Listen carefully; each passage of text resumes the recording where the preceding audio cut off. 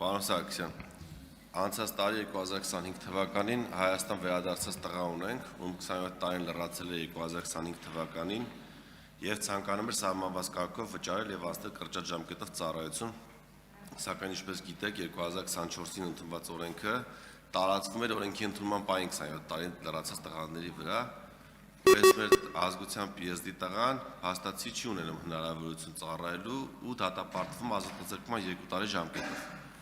Ու պատիժը մտել է ուժի մեջ դեկտեմբերից արդեն 6 ամիսա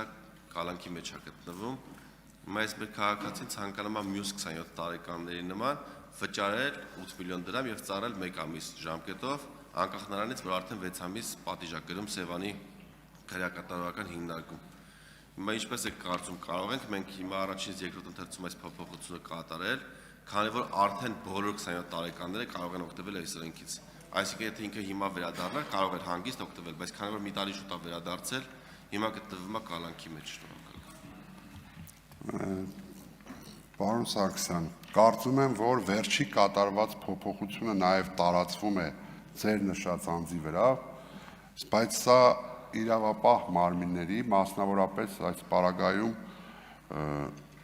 ՊՆ-ին վերաբերում է միայն զորակոչելու մասով, ես մեր մասով, մեզ վերաբերող մասով կճշտեմ եւ մենք քննարկենք, եթե կա օրենքի բաց, ապա անպայման